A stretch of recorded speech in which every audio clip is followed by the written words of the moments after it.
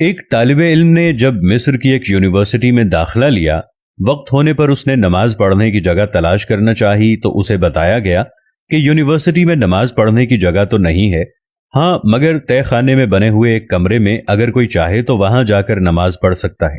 طالب علم یہ بات سوچتے ہوئے کہ دوسرے طالب علم اور اساتذہ نماز پڑھتے بھی ہیں یا نہیں، تہہ خانے کی طرف اس کمرے کی تلاش میں چل پڑا۔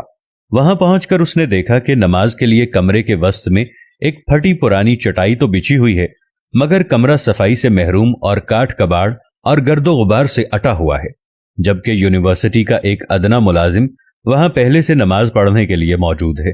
طالب علم نے اس ملازم سے پوچھا، کیا تم یہاں نماز پڑھو گے؟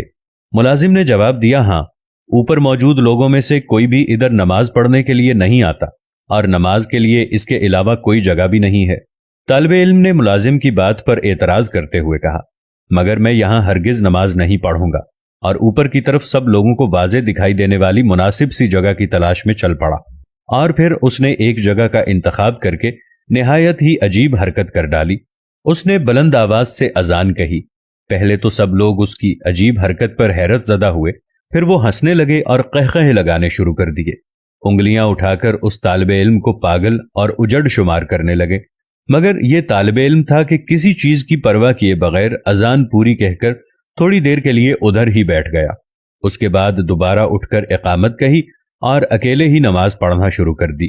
اس کی نماز میں محویت سے تو ایسا دکھائی دے رہا تھا کہ گویا وہ اس دنیا میں تنہا ہی ہے اور اس کے آس پاس کوئی بھی موجود نہیں۔ دوسرے دن پھر اسی وقت پر آ کر اس نے وہاں پھر بلند آواز سے اذان دی، خود ہی اقامت کہی اور خود ہی نماز پڑھ کر اپنی راہ لی، اور اس کے بعد تو یہ معمول ہی چل نکلا۔ ایک دن، 2 دن، 3 دن، وہی صورتحال۔ پھر قہقہے لگانے والے لوگوں کے لیے اس طالب علم کا یہ دیوانہ پن کوئی نئی چیز نہ رہی، اور آہستہ آہستہ قہقہوں کی آوازیں بھی کم سے کم ہوتی گئیں۔ اس کے بعد پہلی تبدیلی کی ابتدا ہوئی۔ نیچے تہہ خانے میں نماز پڑھنے والے ملازم نے ہمت کر کے باہر اس جگہ پر اس طالب علم کی اقتدا میں نماز پڑھ ڈالی۔ ایک ہفتے کے بعد یہاں نماز پڑھنے والے 4 لوگ ہو چکے تھے۔ اگلے ہفتے ایک استاد بھی آ کر ان لوگوں میں شامل ہو گیا۔ یہ بات پھیلتے پھیلتے یونیورسٹی کے چاروں کونوں میں پہنچ گئی۔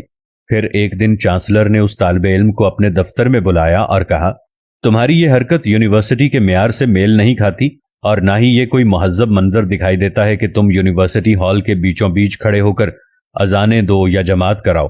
ہاں، میں یہ کر سکتا ہوں کہ یہاں اس یونیورسٹی میں ایک کمرے کی چھوٹی سی صاف ستھری مسجد بنوا دیتا ہوں، جس کا دل چاہے نماز کے وقت وہاں جا کر نماز پڑھ لیا کرے۔ اور اس طرح مصر کی ایگریکلچر یونیورسٹی میں پہلی مسجد کی بنیاد پڑی، اور یہ سلسلہ یہاں پر رکا نہیں۔ باقی کی یونیورسٹیوں کے طلباء کی بھی غیرت ایمانی جاگ اٹھی، اور ایگریکلچر یونیورسٹی کی مسجد کو بنیاد بنا کر سب نے اپنے اپنے ہاں مسجدوں کی تعمیر کا مطالبہ کر ڈالا، اور پھر ہر یونیورسٹی میں ایک مسجد بن گئی۔ اس طالب علم نے ایک مثبت مقصد کے حصول کو اپنی زندگی کا مقصد بنا لیا، اور پھر اس مثبت مقصد کے نتائج بھی بہت عظیم الشان نکلے، اور آج دن تک خواہ یہ طالب علم زندہ ہے یا فوت ہو چکا ہے، مصر کی یونیورسٹیوں میں بنی ہوئی سب مسجدوں میں اللہ کی بندگی ادا کیے جانے کے عوض اجر و ثواب پا رہا ہے، اور رہتی دنیا تک اسی طرح اجر پاتا رہے گا۔ اس طالب علم نے اپنی زندگی میں کار خیر کر کے نیک اعمال میں اضافہ کر لیا۔